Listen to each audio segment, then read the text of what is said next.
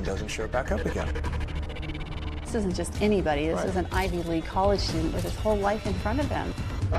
Did he run away? Was he injured? Had he been abducted? Blaze Bernstein disappeared 1 week ago. Missing while home for winter break. My dad was just like, we have each other, it's gonna be okay. And there was an immediate firestorm of attention to this case. Charlie Puth, who put it out there, Kareem Abdul-Jabbar. This is the period in which begins your amateur This is what we're trying to figure investigation. out You what's become a going on. sleuth. We would not have been able to figure it out without the help of kids his age. I remember showing the police, like, look what I have. And that's when the whole evening changed. Blaze Bernstein's phone at that point in time turned off, and I had no more records. So they've been together, and Correct. suddenly Blaze goes dark. I heard voices raised in the distance somewhere, screaming like, Blaze's best friend received a text message. I did something really horrible for the story. No one can ever know. So if you're dealing with a situation like this, you don't want the person who you're hunting to know that you're onto them. Just help us find my brother.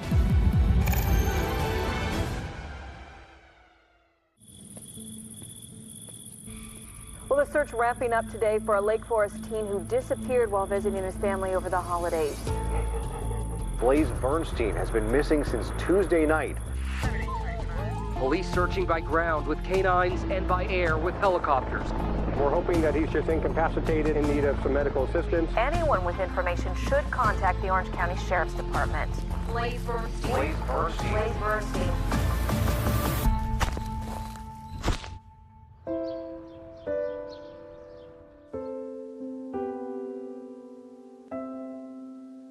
What are your favorite pictures here? The kids like to goof off a lot, and he would dress up. They loved to dress up. They loved to do puppet shows, and this is him in a school play when he was little. And we spent a lot of time at Disneyland, because it's right here in our backyard. Oh, yeah. That's us sitting there. It was a great day. Memories of much happier times for parents. Gideon and Jeannie Bernstein married in 1992. They moved from Los Angeles to Orange County to raise a family. They have 3 kids. The youngest is daughter Bowie, Jay in the middle, and Blaze, the oldest. We had a lot of fun raising the kids together. It was fun. And no one can take that away from us, so we still own that.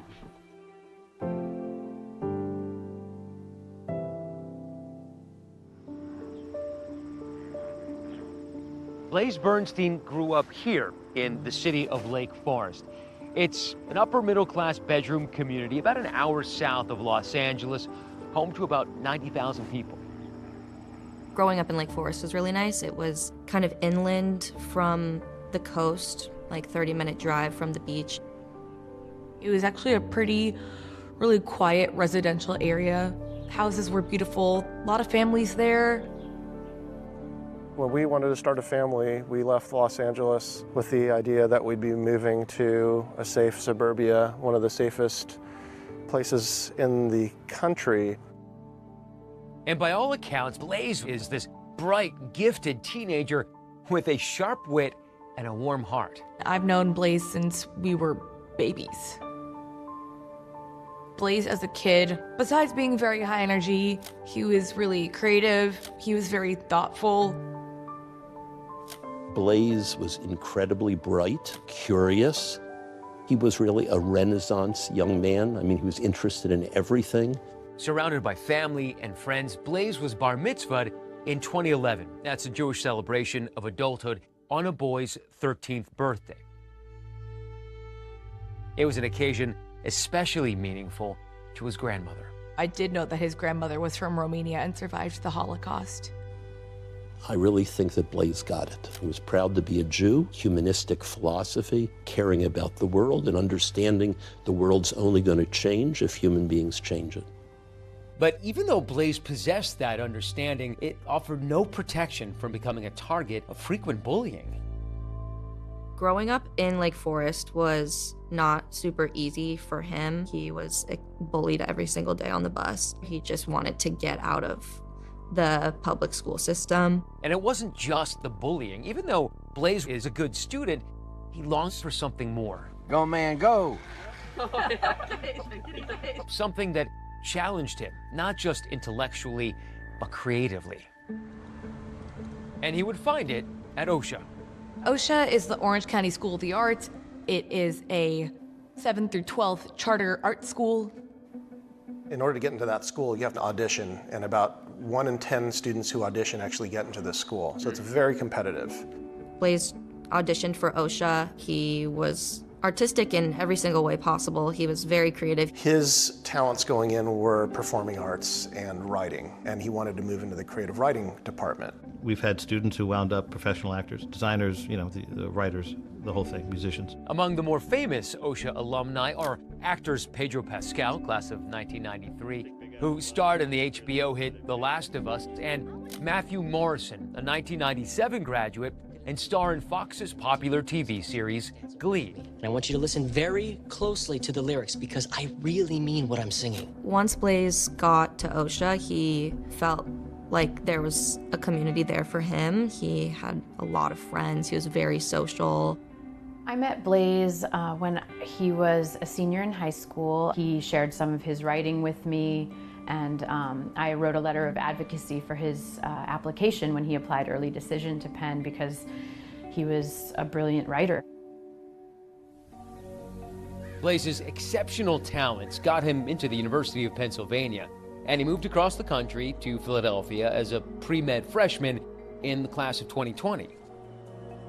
Was he homesick at the start? I think that the first semester at school was difficult for him in terms of the social life there. He was used to being in a small school. You know, now he's a little fish in a big sea, and I think that he had to come to grips with that. When I found out that he was going to an Ivy League, I was like, oh, you know, that makes sense. At Penn, Blaze got involved in Pen Appetit.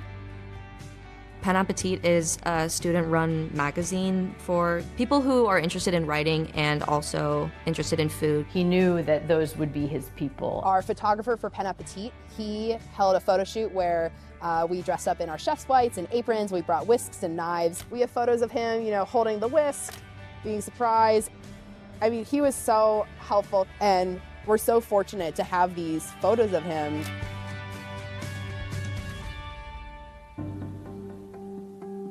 It was a Tuesday in January. The 19-year-old Blaze was home for winter break. He was in a really good place and looking forward to second semester of his sophomore year, but not before he treated his family to a special meal. He was baking butternut squash with, you know, sprigs of thyme that were inside them. He made a turkey. And he made a... He took over my job, more or less. I was on vacation, and he was here. So dinner broke up, I guess, absolutely normally. It was a quiet night.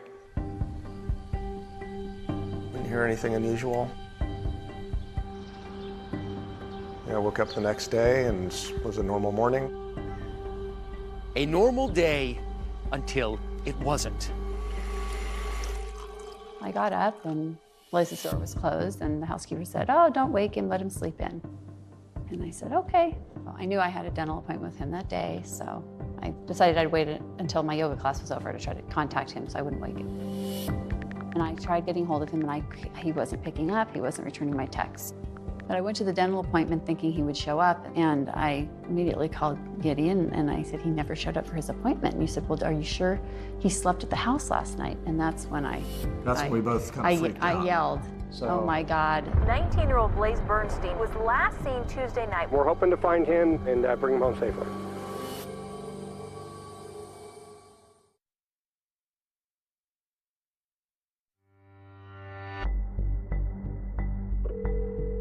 My dad called me and was like, hey, like, have you heard anything from Blaze? He's not picking up the phone. It's really weird. Like, just let us know if you hear anything. And I'm like, that doesn't sound right. I was at work, so I basically run out of my office and jump in the car and drive home as quickly as I can. And just go run upstairs, and his glasses are there, his wallet's there, his keys are there. Panicked and confused, the Bernsteins were calling everyone they could think of to see whether anyone had seen or heard from Blaze in the last 12 hours. And what were they saying? They didn't know anything. Nobody knew, you know, where his location was. Well, I found out that Blaze was missing And it was just really shocking to me because I was like, there is no way that he could have like run away. He wasn't that kind of person. So this is the period in which begins your amateur This is what we're trying to investigation. figure out You what's become a going on. sleuth. Well, we had no idea what was going on. He hadn't slept in the bed. And, you know, his bags for going back to school were already packed. You think, well, hanging out with some kids, you know, other teenagers, and forgot to call home. You have to believe that's defense against the most awful. When it became dark outside, I think that's when we started to really be super concerned. One of the first things the Bernsteins thought of is using the Find My app, which allows users to share their location with others. So did you have like a follow my friend on the iPhone? Yes, we did. We had that, and I saw that the location services were turned off. So we called the sheriff's department. They came and they were really downplaying it, like, oh, you know, 19-year-olds, they run away sometimes, but they'll be back. He was adamant that 100% of the time that these kids are out on a booty call or doing something with, he Of course, told me. we explained that there were some, you know, unique circumstances with regards to, you know, his personal belongings still being here. And so they offered to do a missing persons report. So a kid disappears without his glasses, his wallet, or his keys. There are people who actually told me about it just in the couple of days after he went missing, who suggested that maybe this was suicide. Did you ever contemplate that? Never. Not even close. He was so happy. He was in a great place. He was in one of the best places I had ever seen him before. That week, he was so happy. He was so excited to go back to school. He was so excited to like just have the rest of his life. And so at that point, there was no doubt in my mind, like he would never have done that. Gideon and Jeannie confirmed with Verizon that Blaze hadn't made any recent phone calls. A quick check of his computer revealed no exchanges on iMessage or Facebook DMs. And so with virtually no solid information to go on, the Bernsteins, along with help from their 14-year-old daughter, Bowie, began dipping deeper into Blaze's social media. We would not have been able to figure it out without the help of kids his age like that he grew up with. and our daughter, yes. I told my parents, I'm like, I can try and help you like find everything that like you need. I am really good with Snapchat. I knew the names of a lot of his friends, so I was able to like text them and ask them if they knew what was going on. And that's when the whole evening changed. Yeah. When they said, well, what about Snapchat? That's when the light bulb went on. I mean, we were exhausted, but I said, okay, well, let's try and figure out how to get in. Snapchat is a free mobile messaging application used to share photos, videos, texts. But what's different about the app is that whatever is shared, including text messages, disappears from the recipient's screen after just a few seconds. We were lucky because we knew his username because he was connected with our daughter. And the password ended up being one of the ones that we had on our iCloud keychain. So we typed the username, and then we tried that password in, and boom, we're in. Still, getting into Blaze's Snapchat account was only half the battle. Yes, it might contain a critical record of who Blaze may have been in contact with the night he disappeared, but as the Bernsteins discovered, simply viewing the message might also trigger it to vanish. At the time, Snapchat worked. If you sent a message, it could only be saved if you purposefully saved it, and it could be deleted by the person who sent it, and it only lasts 24 hours if you don't save it. And there were so many other pitfalls with this. I mean, if you take a screenshot of these communications because you think you're saving them, well, that alerts the person that sent it to you. The sender gets an alert. So if you're dealing with a situation like this, you don't want the person who you're hunting to know that you're onto them. What you're describing is basically dealing with this digital nitroglycerin that at any moment absolutely could just blow up in your faces. And this is the most important thing in your lives right now. I had my daughter next to me, and I said, okay, I need you to save, because I know there's a way that you can save it, but I didn't really know how. What time is it by now? I don't know, it's like close to 10 o'clock at night, like 9:30, 10 o'clock. And we saw that Blaze gave our address out to somebody. Did you know who? We didn't know at the time who it was. We saw the name. I had absolutely no idea who he was. I was so happy that there was somebody who we could talk to that could just help us find my brother. Bernsteins didn't know the person Blaze sent his address to, but in the hours ahead, the discovery of that person's identity would turn the desperate search for their son upside down. Hi, this is Blaze's dad. We really need to know what you know. We can't find him. This is becoming an urgent issue with trying to figure out what really happened to him, and we're going to really need your help on this because you're the last person that probably saw him. That was not the person that I really expected him to be with.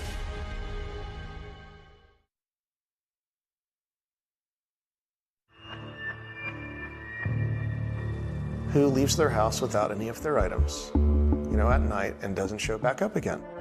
This isn't just anybody. This Right. is an Ivy League college student with his whole life in front of him. Right. A beautiful life waiting for him. Hours had passed since anyone had heard or seen Blaze. Did he run away? Was he injured? Had he been abducted? There was no sign of him anywhere. Now, as darkness fell, there was finally a glimmer of hope. We wanted to make sure that if there was any chance that Blaze was still alive, that we took it. I wanted to ensure that not 1 second was wasted. And the Bernsteins discovered something else. It was a final text message sent to Blaze at 3 p.m. from his best friend. "Hey, I'm really worried about you. Please text me." There was no reply. The Bernsteins frantically reached out to that best friend, who told them Blaze did exchange messages with someone else overnight. Now it seemed that person was their best hope of finding Blaze. We don't know what the conversations were that led up to his disappearance, so we want that information.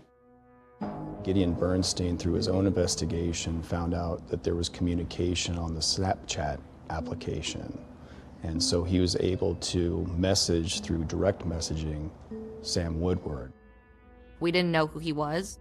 I was like, we should call him. Like, he definitely knows what's going on. And so I encouraged my dad to call him, and we recorded a call. We haven't heard from him all day. He missed an appointment today, and then we started getting concerned, and I've been trying to figure things out. So you're the first real clue to the puzzle here. Yeah, honestly, I'm sorry. I don't know if my dad told me to record it or if I just had the thought that maybe having any sort of evidence that we could hold on to would be able to help us. I don't mean to put any pressure on you. I know you're a nice young man, but I'm asking you for help on this if you can, if you've got the ability to do that. Absolutely. This is, I want to find Blaze as much as you do. During that call, Sam Woodward told Gideon that Blaze suggested they drive to a nearby park to meet yet another one of his friends, but never mentioned that friend by name. And he said he invited a third friend to come along. So I said, okay. I didn't want to speak because I didn't want to get involved, but I was listening and to my dad, just ask him questions and go back and forth. And then did he get out of the car or what happened? Yeah, he got out of the car, and I got out of the car too, and I just asked him, who is this guy? And he's just like, you'll find out in a little bit, he's a friend of mine. And then, so I'm just like, okay, Blaze, and I just waited there by the bathroom, and I didn't see where he went. I was just thinking to myself, this is maybe weirdest, situation that we could be in at this moment. And I remember that phone call went on for a while, too. I guess I realized, did something happen to him? So I went back. I searched all over for him where I was at the library. I couldn't find him anywhere. And I guess I just figured he might just call me in the morning or just pranking me, but now I'm scared now. It's a disturbing phone conversation, which now raises more questions for the Bernsteins than it answers. We were curious to know who this person was, but then We did find out he was a student at OSHA. 20-year-old Sam Woodward and Blaze were former high school classmates at OSHA. I have known Sam since he was born, kind of grew up alongside of him. I remember excitement, during Sam telling me that he was going to OSHA. Woodward grew up only 30 minutes away in the wealthy coastal town of Newport Beach. Sam was joyful. He was a really happy, special kid. He lived in this house with his parents and a brother who, by all accounts, were devout Catholics and attended church regularly. Everything we did, all the families we spent time with, were from our church. I did teach Sam Woodward in acting for the camera in his 10th grade, and I had him for the one semester. For 10 years, Phil Schwadron taught drama and directing for grades 9 through 11 at OSHA. He was definitely serious. He didn't crack jokes, didn't laugh a lot, as to my memory. Sam went to OSHA with me from 7th grade to 10th grade. I would say that he did not necessarily fit into the general OSHA artsy vibe. We came back for what would have been Sam's 11th grade year, and I said, who have I got this year? And my boss said, yeah, you're going to get them all back except one left the school. Who left the school? Sam Woodward left the school. I wasn't really surprised that he left. I kind of just thought that he left because he just didn't like it there. After leaving OSHA, Sam enrolled in Corona Del Mar High School. During that time, he became an Eagle Scout, graduating in 2016. Now, 2 years later, nothing seemed to explain how or why this unlikely pair with seemingly nothing in common ended up together in this park. And now, one safely home, the other nowhere to be found. So now you have this critical piece of information. Do you immediately call the sheriffs and say, yes, we have something? Yes, we did. Yep, right away. And what's their response? They come over right away. They came over. Okay. And now it was serious. We just gave them the lead of the last person we knew that he had seen. I remember taking that call and showing the police, like, look what I have. We talked to somebody who said that they know where my brother is. When I first saw the missing persons report and I was reading the details, some of those details definitely stuck out. So something told me just deep within me that this was unusual. So my then partner, investigator, Jack Ackerman, and I went to the park, probably right around lunchtime on January 4th. I had a feeling as a mother, it was my intuition that something very bad had happened.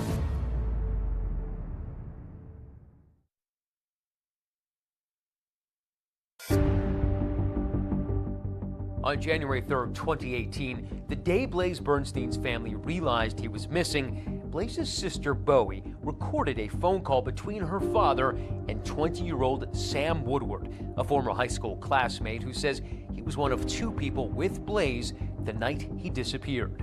I'm sorry, Mr. Bernstein, but your guess is as good as mine. Woodward said Blaze made plans for a third person to meet up with them in a neighborhood park that night. Blaze didn't tell me anything about this guy except that he was from OSHA like us. Really appreciate you calling me and sharing that info. And is it okay if I reach back out to you if I need some help? Absolutely. I want to find Blaze as much as you do. When they were talking about meeting another person, I was like, what other person? Who else would my brother, like, be with? So you want a water? I got a water. What kind of monster you want? The next day, Orange County Sheriff's investigators bring in Sam Woodward to ask some questions of their own. You can leave at any time. You're not under arrest or anything like that, okay? We're just trying to find Blaze. Find Blaze. That's it. As investigators get to know Sam Woodward, they learn that he was living with his parents and working odd jobs. My goals in life are I just want to start a family. I just want to have enough money to support my kids. I just want to have a wife who loves me and get a good job and go to college. Woodward says he recently reconnected with Blaze on social media. He said something like, Sam Woodward. Now, that's a face I haven't seen in a while. I'm looking for eye contact. I'm looking for his general comfortability to try to gain a sense whether somebody I feel is telling me the truth or telling me a lie. At some point during the conversation on Snapchat, you decided to meet up. That is correct. For Blaze's family, the fact that he went out at all that night was a revelation. We had dinner actually at the dining room table with everybody. He was supposed to fly back to school. So it was going to be the last time my parents were going to see him for quite a while. There was no indication from him that he was going out that night. During his interview with police, Woodward said that after he picked up Blaze at his house, they drove around for a while, eventually stopping at Borrego Park. Borrego Park is in the city of Lake Forest. It's a place where you can take your kids. It also has remote hiking trails that stretch for miles. At some point, somebody exits the car, right? Mm-hmm. Did he tell you where he was going? He said he was going to meet the friend that he was talking about.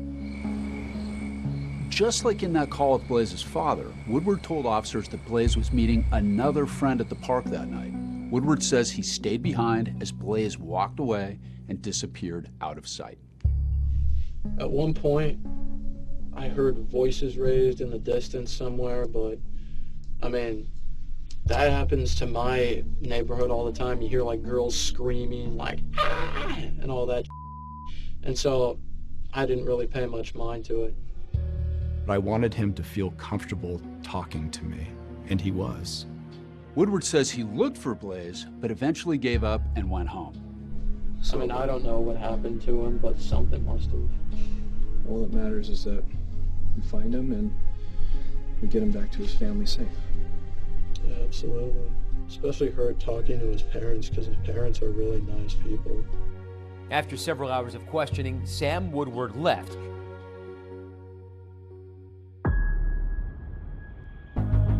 But police, they remained suspicious, so they decided to put him under surveillance. I'm trying to record it right now. There was a large team that was deployed into the field, and we followed him anywhere that he went. And with this growing cause of concern for Blaze Bernstein comes the glare of the media spotlight. The Blaze Bernstein missing persons case is now big news. The Orange County Sheriff's Department searched the park, but they haven't seen any signs of Blaze. Blaze was supposed to be in school this morning. He was supposed to fly back Sunday, go to class today, but instead he's missing. I remember going with my dog to Borrego Park before and kind of just like walking around to see like, what if I find him here? Bowie documented that desperate period of time with pictures and videos posted on her Snapchat. Our congregation went into high gear. We printed flyers with his name and picture and the facts and who to call, and we put them up on bulletin boards and poles all around the city. At this point, it's now in the hands of the police. Mm-hmm. But you continue to work. Yes. Now you take to social media. Round the clock. You know, it looked like war games in this house. We had terminals all over the dining room table, and we were all just working. There was an immediate firestorm of attention to this case. We were absolutely inundated with tips from the public. There were hundreds within the first week, and then that grew exponentially. Some of our contacts were friends with some of the celebrities that were willing to post it on their social media. And so we had the missing persons flyer out for Blaze on, Kobe Bryant's Facebook page, and Charlie Puth, who put it out there, Kareem Abdul-Jabbar. So it started to catch a lot of attention. We were spending every minute talking about it. People were filming in our house, interviewing my parents. Nothing like this ever happened where we were. Any sign of him, any clothing, obviously him. We're hoping to find him, hoping that he's just incapacitated and in need of some medical assistance so that we can get him and bring him home safely. There was like this team of people with drones, and they were going throughout Whiting Ranch Wilderness Park, where we were concerned maybe my brother was back there, and maybe there was a mountain lion, or maybe like something happened to him and he was missing or lost. For the fourth night in a row, the Bernstein family will go to sleep without their oldest son at home. It was clear as the week wore on that it was more and more dire. There's a lot of pressure, immense pressure to perform. Then, on January 9th, with Blaze missing for 7 days now, a discovery which upends the case. Jack and I were teamed up. Jack said, "Dylan." You heard it in his voice. I could hear it in his voice.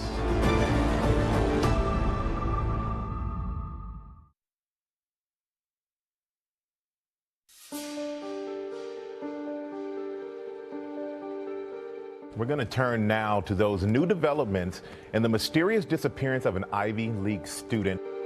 19-year-old Blaze Bernstein missing while home for winter break. The Sheriff's Department launched an extensive search with help from the community.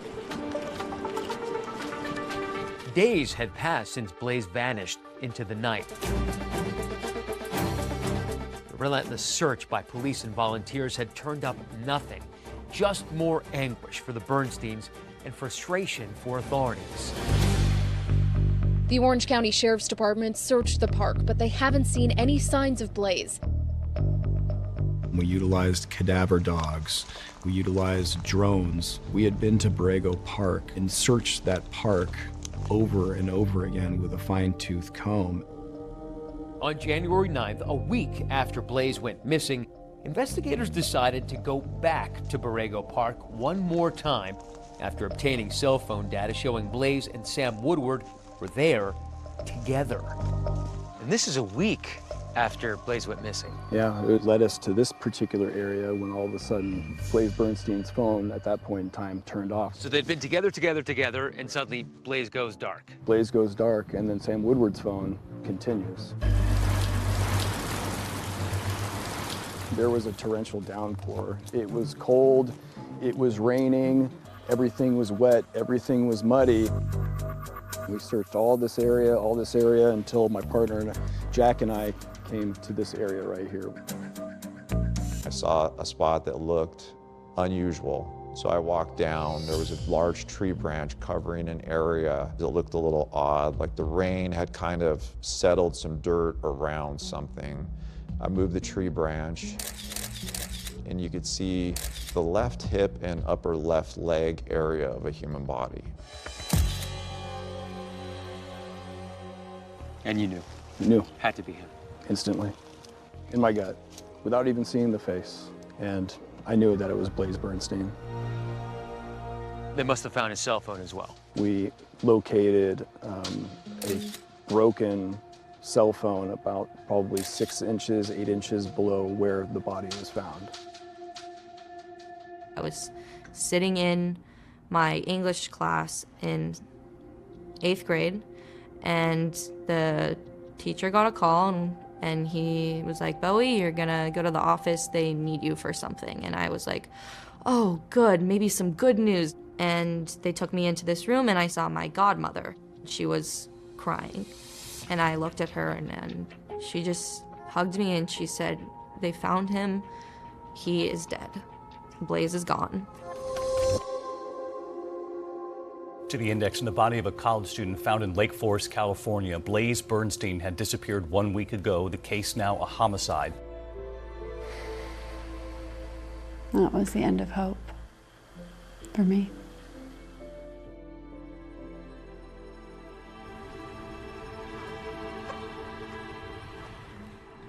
We started off this journey over a week ago, looking for our son and asking for everyone to help us find Blaze Bernstein. And we just have learned that they have positively identified our son Blaze's body today. I just felt so numb, like nothing that had happened in my life had mattered anymore. And then when I got home, my dad was just like, he was just defeated, but he just said, like, "It's gonna be okay. Like, we have each other, it's gonna be okay." Sorry.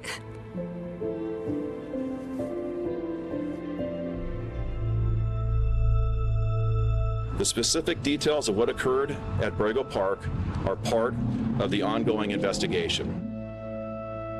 The autopsy revealed injuries which I believe were a result of an extremely violent encounter. Blaze was stabbed 14 times in the left side of his neck, 5 times in the right side of his neck. He was stabbed, in the knee. He had defensive wounds all over his fingers. He was fighting for his life, and probably a surprise attack.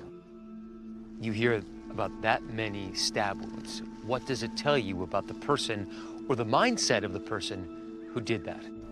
Hate and rage. Intimate. It was an intimate killing. It was devastating news for the family and for the community. My reaction when I heard it was fury, anger, disbelief. I haven't felt those feelings in my life. As the investigation into Blaze's murder began, hundreds gathered for a vigil in his honor. We lost one of our sons. I hope that we can all join together and support the Bernstein family.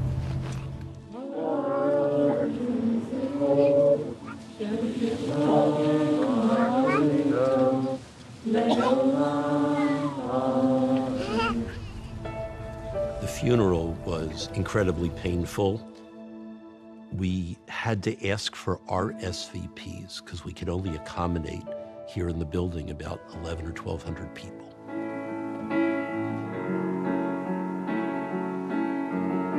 And then there was a public service at the largest space we have in Orange County a few weeks after the funeral, in the 3,000 seats, and that was full. I believe most people are good. Students from Blaze's Performing Arts High School chose to sing Luke Bryan's song, Most People Are Good. I see a lot of goodness here, and I hope that we can bring more tolerance, more peace, understanding, and love to everything that we do and make a better world for our children. Thank you. The community wrapped its arms around the Bernstein family. The park near their house where Blaze played as a child and where his body was found turned into a makeshift memorial with messages of love and support from all over the world.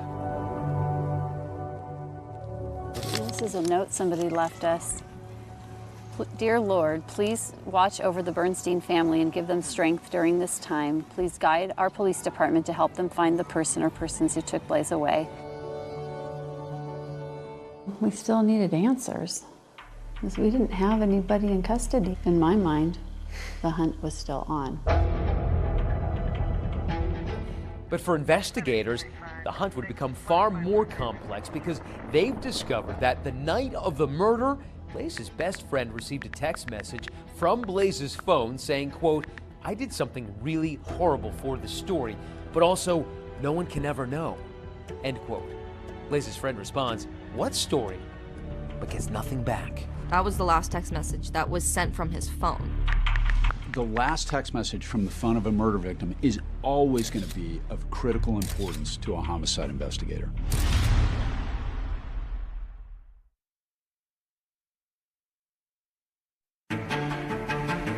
We are 6.5 years since my son was killed. Blaze is ready. Blaze the trail. We are all going through our own personal hell right now. Blaze Bernstein was found with 28 stab wounds. You hear about that many stab wounds. What does it tell you about the person or the mindset of the person who did that? A lot of anger somewhere from within, and he took it out on Blaze Bernstein. Did I introduce him to something that later on came back to haunt us all? And not only was this just a murder, now we're starting to see a bigger picture. What do you make of the fact that it's very possible that a neo-Nazi killed Blaze in the United States? He's the grandson of a Holocaust survivor. This can happen anywhere. There was almost like a gasp from some people. Police believe they know who killed Blaze Bernstein. Were you planning to kill him that night?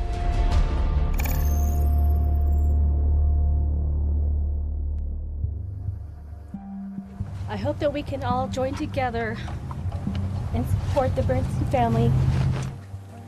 We're hoping for better results, but yesterday afternoon, sheriff's investigators did find the body of Blaze Bernstein. 19-year-old Blaze Bernstein was first reported missing by his family on January 3rd, 2018. But after a week-long search, he was found dead in a park near his parents' Orange County, California home. As this investigation moves from search and rescue to a homicide investigation, we ask for your continued support in providing tips and information to the Orange County Sheriff's Department. As investigators search for answers about who had killed Blaze and why, his parents Jeannie and Gideon flew east to Philadelphia to begin a grim task: cleaning out Blaze's apartment on the campus of the University of Pennsylvania. The grief-stricken Bernstein family invited us to go with them for this emotional and difficult journey. This is the apartment building that my son moved into. He's on. Let's first look at his mail. 5 days before he came home to California. It's been hard especially for Jeannie, to come here, having to go and, basically clean up your child's life after they're gone. And the kitchen was meticulous. I mean, he had every appliance and everything. I loved his apartment. It was so beautiful. It was so Blaze. This is the Whisk sweatshirt that my brother got. He was an editor for the Pen Appetit magazine. We were going through his closet and we found it, and I was like, I'm gonna take that. We had an opportunity to meet Blaze's friends. We will be here for you forever, and we appreciate your friendship. I'm delighted that Blaze had them in his life because I know that they all made him very happy.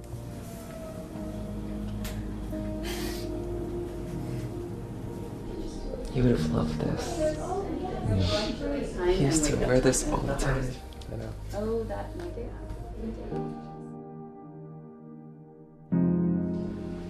Blaze was someone that you can trust with anything, and I trusted him with my life. It was the parent that Blaze was figuring out himself, whether it be religion or sexuality or experience. At what point as parents did you realize that Blaze was gay? I had an idea about it when he was probably early high school. I saw something on a phone or that he didn't want me to see, and it kind of confirmed a suspicion that I had, and I think he knew that I had seen it. We actually had a conversation while he was back at college, and he was telling us essentially, yeah, I am gay, but I just don't want to talk about it. Did people at school know? Was he? I think so, yeah. Yeah, I think his friends knew at school. Because Blaze was so open about his sexuality with me, I feel like that definitely gave him a better foundation. So if he was to go to his parents and his family and open up about that part of his life, he would have known that we were all there for him. You noticed that too? Yeah. I took a picture of it. In the mirror. As a mother of a gay man, I am proud to be that. Blaze is ready. Blaze the trail. You feel like, like an artist that you have spent your lifetime sculpting this amazing piece of artwork, and then it gets destroyed. And so here we are. Our artwork is gone. Hard to accept.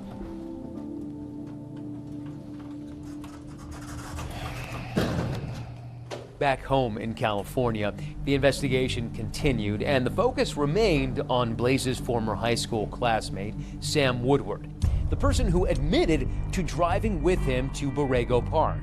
We have interviewed that friend several times. That person is not in custody, and we are not prepared to comment on persons of interest at this time. When Orange County Sheriff's investigator Dylan Jansen first spoke with Woodward the day after Blaze was reported missing, he says Woodward seemed nervous and told different versions of where at Borrego Park he and Blaze went that night. And Jansen says Woodward had what appeared to be injuries on his hands. Those cuts in your hands, they look pretty gnarly. I mean, how do you think you got those from the fight club? Sam said he was involved with a fight club. He said that he sustained these cuts to his hands after somebody was clawing at him during one of the fights. When I swung at him, I kind of fell on my ass.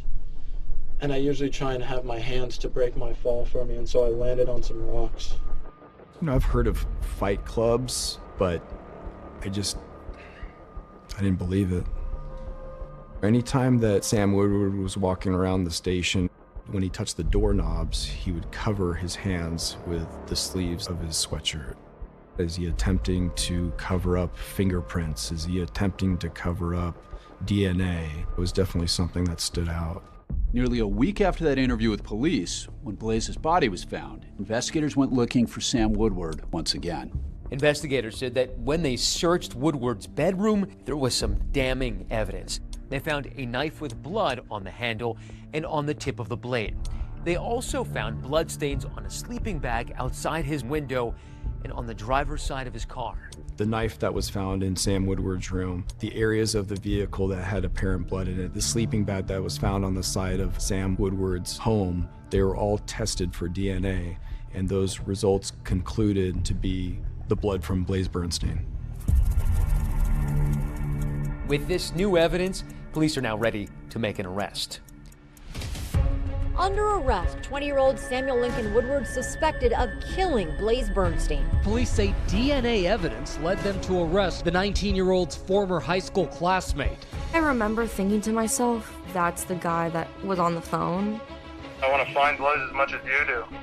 At the time, I thought, I wonder what my brother was thinking before he died. I wonder if he was in pain, or I wonder if he could have saved himself. I think once Sam was arrested, I knew my brother didn't have a chance. But something authorities were playing pretty close to the vest was motive. Why would Sam Woodward want to kill Blaze Bernstein? As the days unfolded, investigators would confront a possibility they hadn't even originally contemplated. Not only was this murder, we're starting to see a bigger picture. It was absolutely shocking.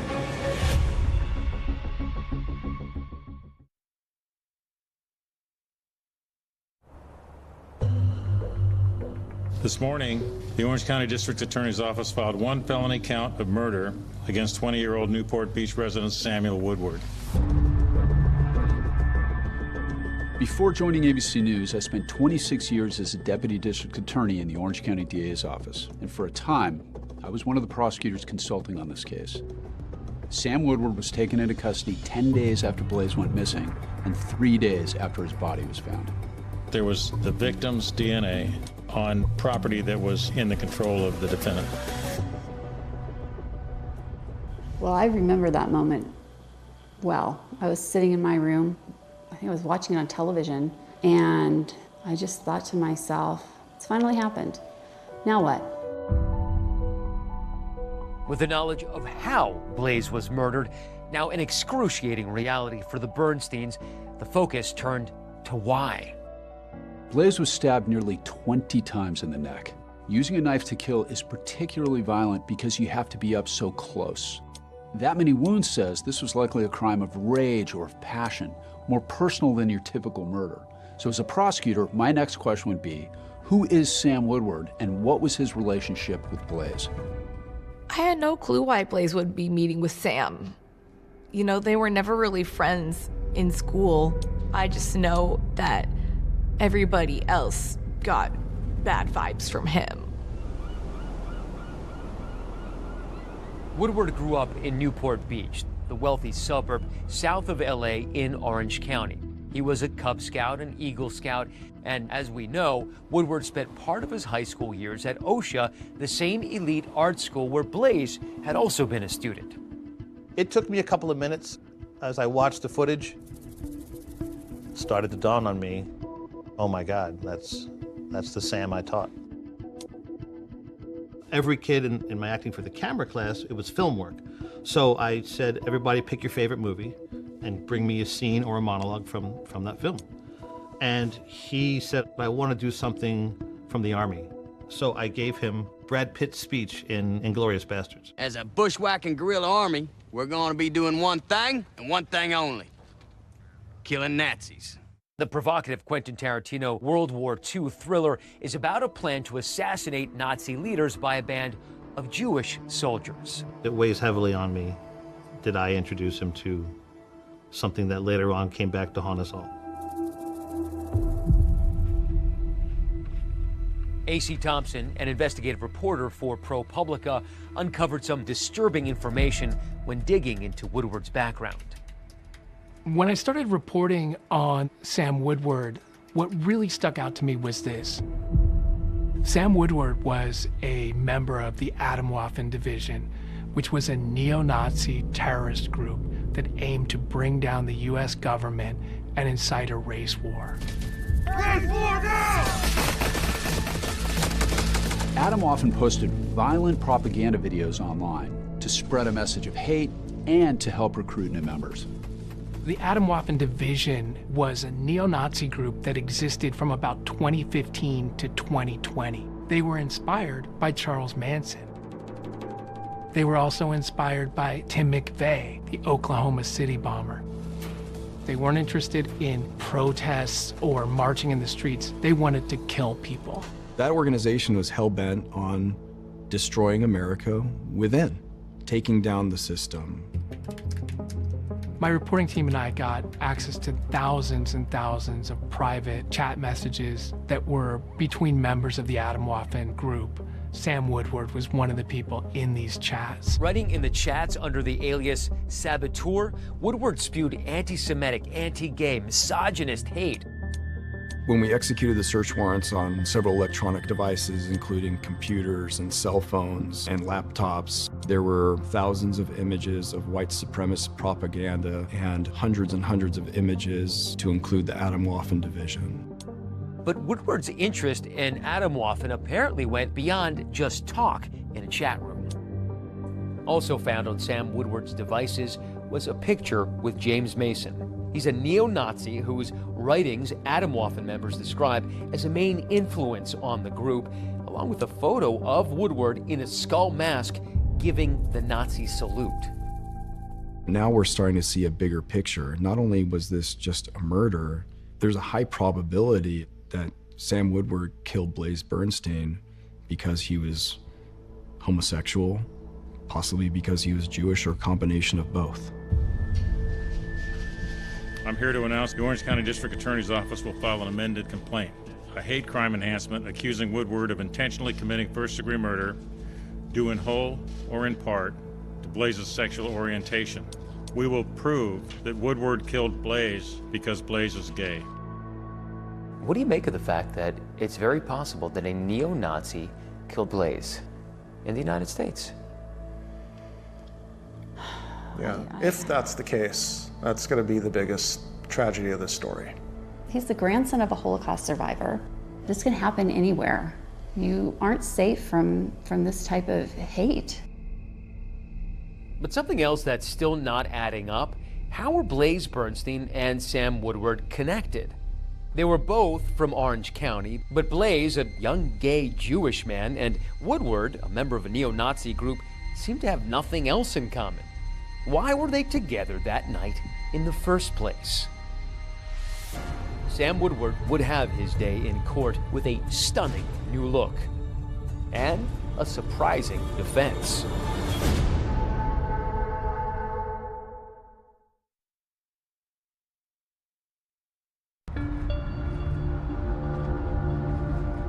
While Sam Woodward was arrested for killing Blaze Bernstein in January 2018, it would take 6 years for him to face a jury. Woodward was charged with first-degree murder, a hate crime. He pleaded not guilty. 19-year-old Blaze Bernstein was stabbed repeatedly and killed back in 2018, and now, 6 years later, that trial finally begins today. By the time the trial was starting, I'd already left the DA's office, but I was watching the proceedings closely. Still, no one seems prepared for the Sam Woodward that has led into Judge Kimberly Menager's courtroom. There was almost like a gasp from some people, just to kind of that visceral reaction to kind of seeing him. Long, dark, stringy hair, long, dark beard, covering his face. It's hard not to kind of draw mental comparisons to Charles Manson. Blaze Bernstein was found with 28 stab wounds. Senior Deputy District Attorney Jennifer Walker's opening statements tell the story of a young man who they say set out to murder 19-year-old Blaze Bernstein in cold blood. That hate crime charge, he explains, that was brought because prosecutors believe the evidence showed Sam Woodward murdered Blaze because he was gay, but not because he was Jewish.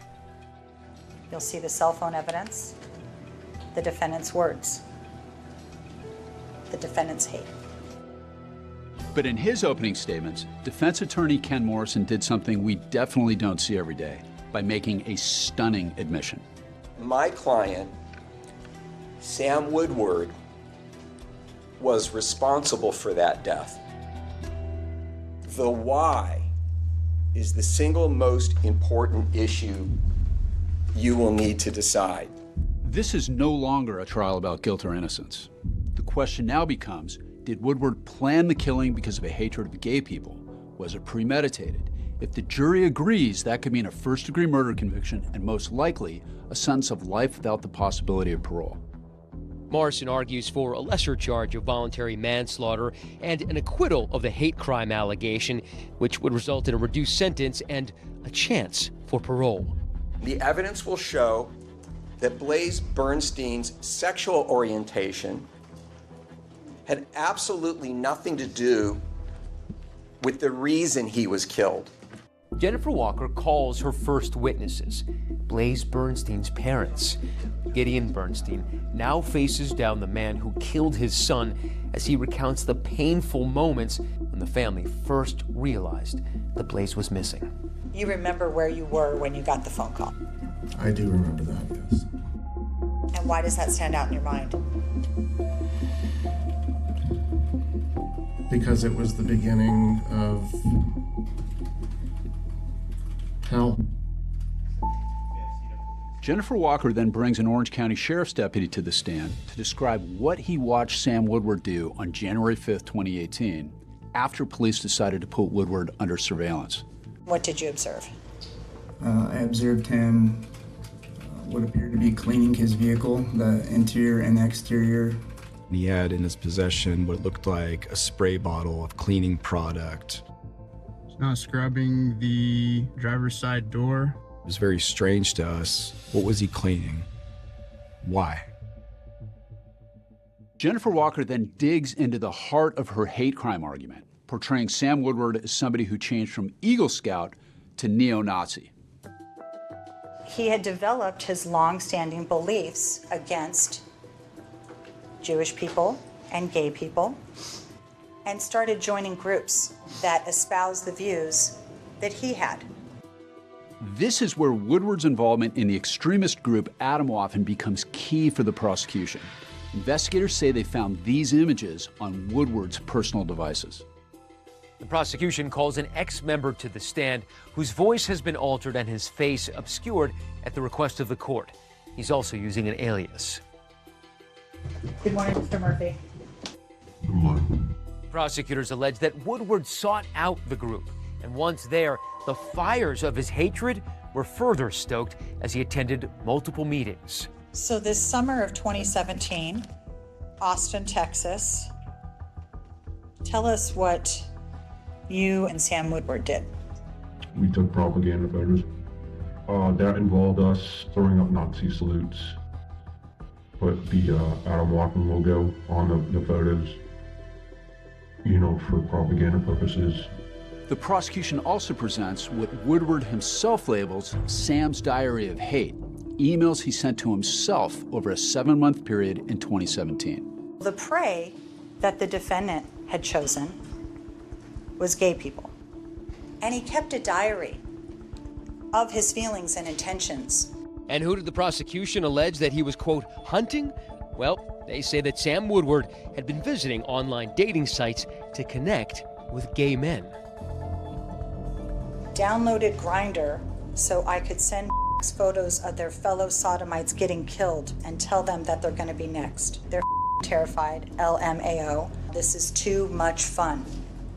They think they're going to get hate crimed, and it scares the out of them.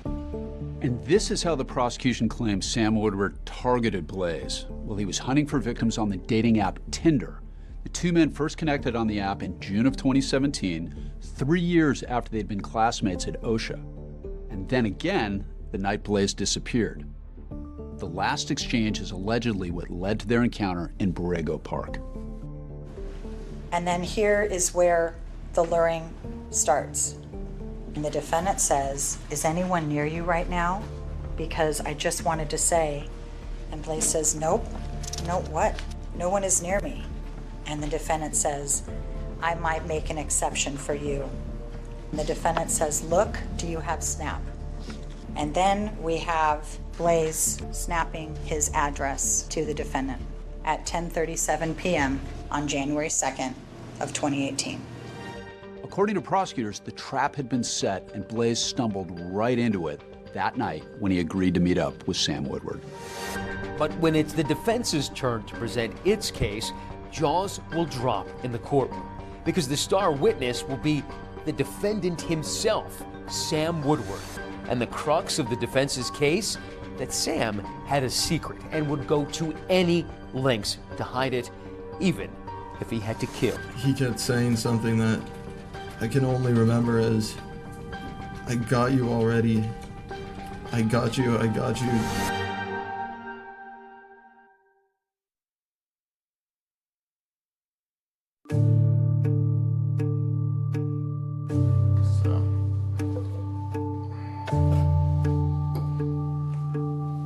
Today we're going to another day of court. It's definitely a challenge emotionally and mentally to get up and just have to go and do this.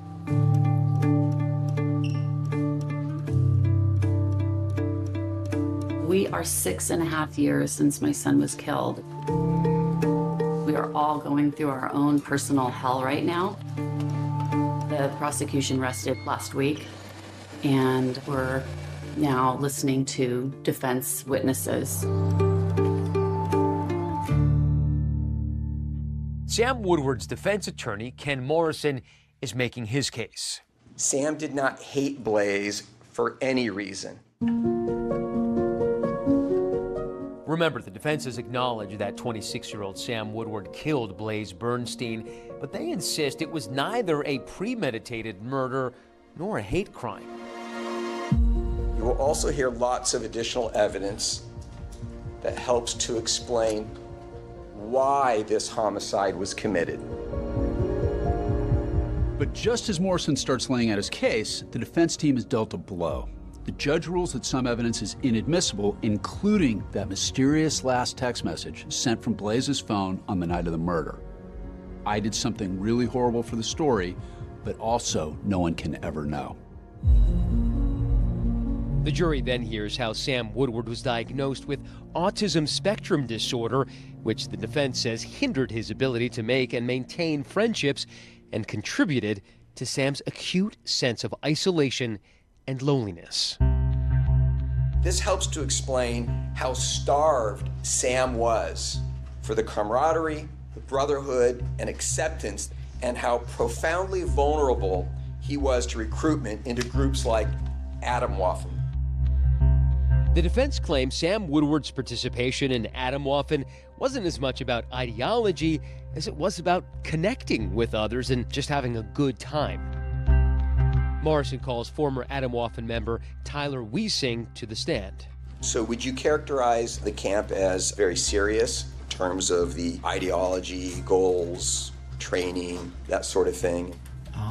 That was the intent and the image. In the reality, it was a bunch of people getting drunk and not taking things seriously.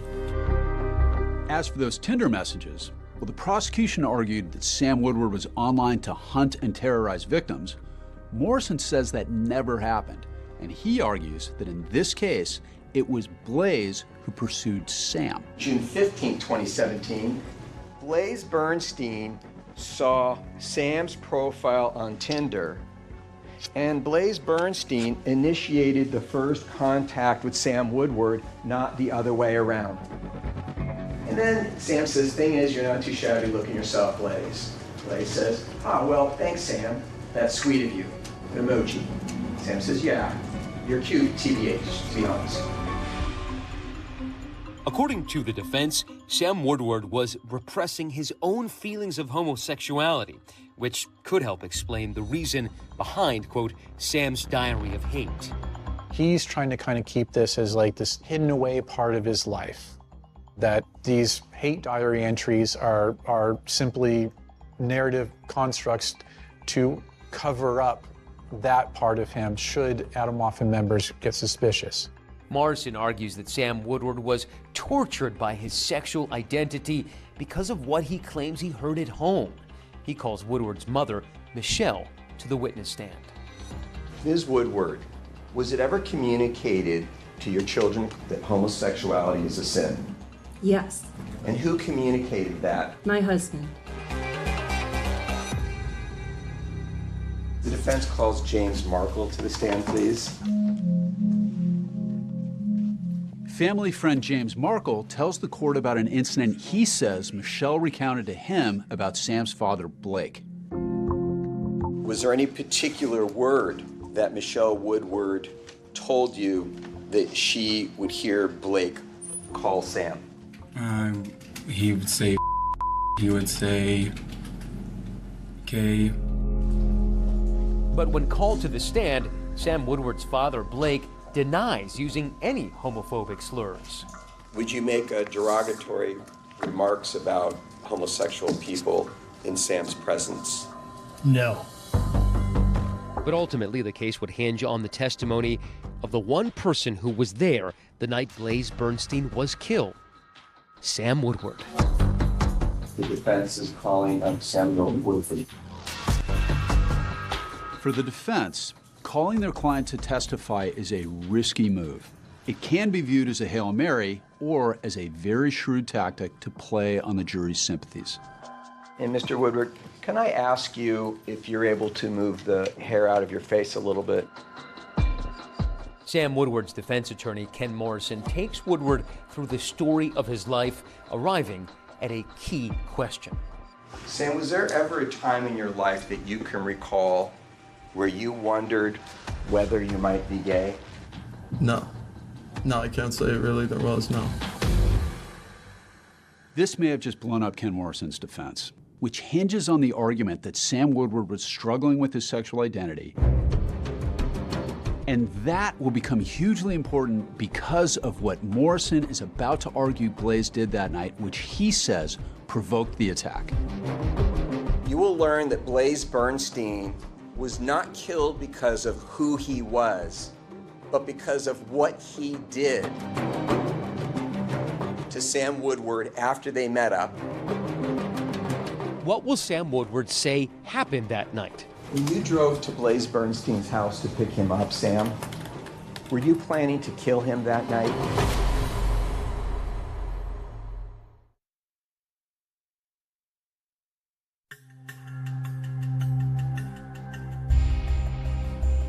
It's day 28 in the trial of Sam Woodward, and defense attorney Ken Morrison is questioning his client about the night that he and Blaze ended up in Borrego Park. I'm pretty sure I said we should hang out at some point, or rather it'd be cool if you wanted to, and right after that, he said to me that he was actually free this night right now, and at that point, I said, all right, cool. Sam Woodward testifies that after picking up Blaze near his house, the two men eventually arrived at the park. There, on a bench, Woodward claims the night took a dark turn. Woodward said he smoked some marijuana, was starting to kind of get drowsy, kind of nod off. He feels something and opens his eyes. I saw a hand right on my crotch with my pants unbuckled. I looked right up and I saw him, and he had his phone in his hand. He kept saying something that I can only remember as, I got you already. I got you, I got you, I got you, I got you, hypocrite. I heard him maybe use the word outed in the same sentence. I couldn't exactly remember. If Sam Woodward is to be believed, Blaze was threatening him, and that's what made Woodward snap. What, if anything, did you think he was doing with his cell phone? I thought he might photograph me. I thought he might send text messages. I thought he might be trying to record me. So at any point in time, did you see Blaze actually appear as though he was texting any messages? Yes. Sam Woodward says his fear was that there had been an image or video taken and that his family would learn about it. I grew up in a home with my mother and my father and my brother. Loved them more than I can almost speak about. My father, though, if he'd heard about something like that got out somehow, I couldn't fathom that. Sam Woodward then describes how he says things escalated. I found one of the knives that I had used to open up the container of marijuana. I just kept driving and driving and driving and driving the knife down. When you say driving the knife down, Sam, were you stabbing Blaze? At that point, yes, I was. In an effort to try to dispel any argument that this was a hate crime, Morrison asked Sam Woodward 2 final questions. When you drove to Blaze Bernstein's house to pick him up, Sam, were you planning to kill him that night?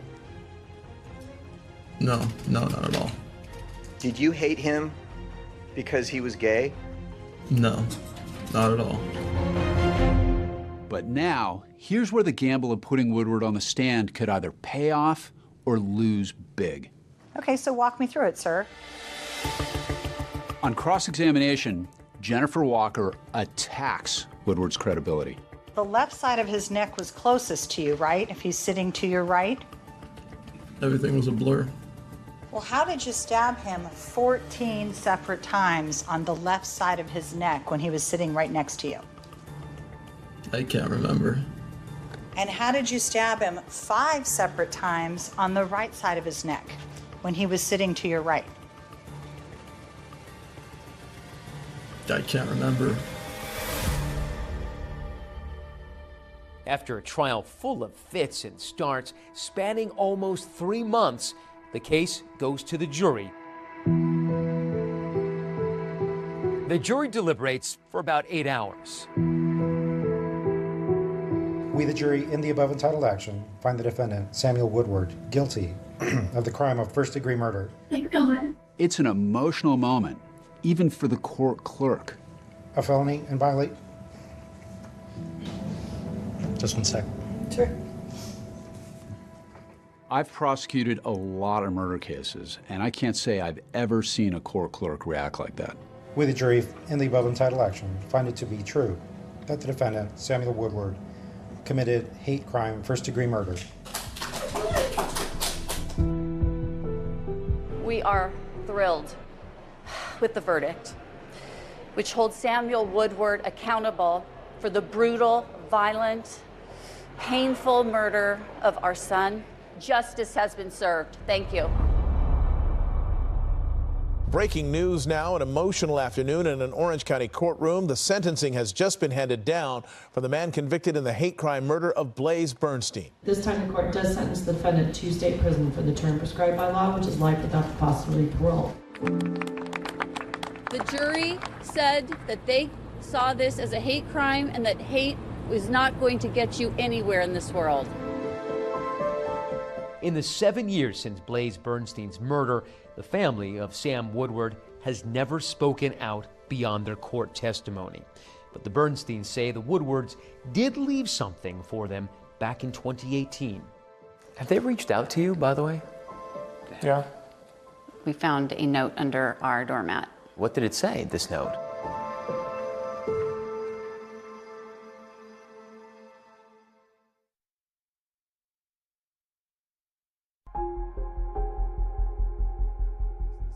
Orange County Sheriff's investigator Sergeant Dylan Jansen knows Borrego Park a lot better than he would like to.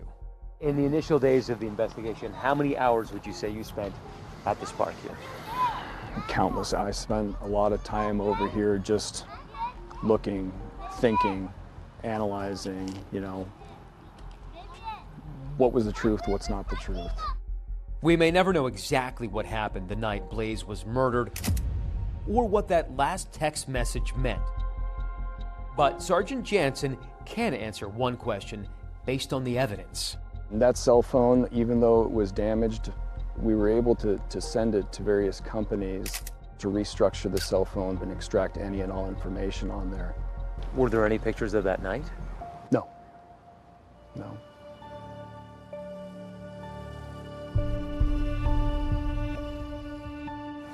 This park is pretty meaningful for you. So we stop here and go check out the garden of rocks that are now over in the corner. Do you feel that you get a little bit of closure each time you put one more rock down? I don't even know what closure is. When you lose a child, I think maybe closure for me will be just being able to look at all of these things and be happy. Almost 7 years after I walked in Borrego Park with the Bernsteins, the memorial of painted stones honoring their son has blossomed. Jeannie and Gideon have both moved away from Foothill Ranch, but they tell me they still find solace in this place. In the Jewish tradition, it is a thing that you put rocks at a gravesite. And there's a permanence to it. It gives us some feeling of connection to people, the people that will hear our story and understand the importance of eradicating hate in this world. This is about love. Since 2018, the Bernsteins have been building a movement. They call it Blaze It Forward. The Blaze It Forward campaign was based off the idea that as a community, we can make a difference and we can change the way that this world works. We were able to take that in my brother's honor to try and encourage people to just do one good thing every day. They participate in local pride parades, and Jeannie hosts a podcast featuring people doing good in the world. Sam Woodward's parents, Blake and Michelle Woodward, never responded to an interview request with ABC News, but they did write a letter to the court submitted at sentencing. It reads, in part, "In the past, you could look into Sam's eyes and be surprised at the level of sensitivity and warmth. It's one of his best traits. Now, he's too vulnerable to let you look him in the eyes. He committed a crime, but he is not a person without value, unworthy of respect." Speaking about the Woodward parents, they left a note at your house in 2018, right? They did.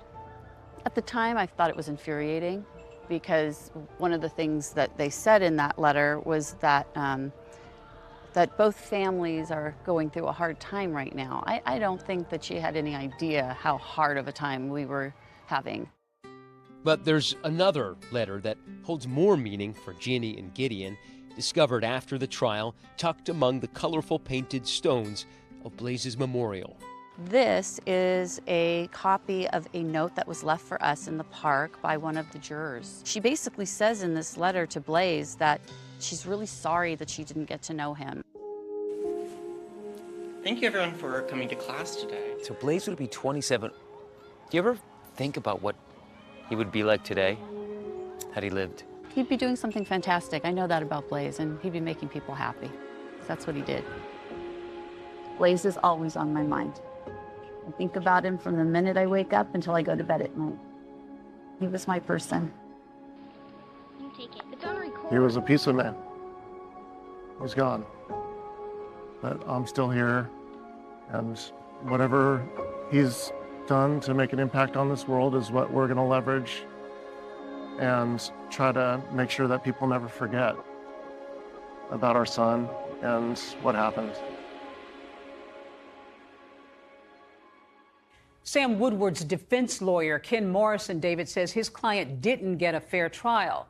Woodward has appealed. Morrison claims there are several appellate issues because of evidence the jury was not allowed to see. In the meantime, that is our program for tonight. Thanks so much for watching. I'm David Muir. And I'm Deborah Roberts. From all of us here at 2020 and ABC News, good night.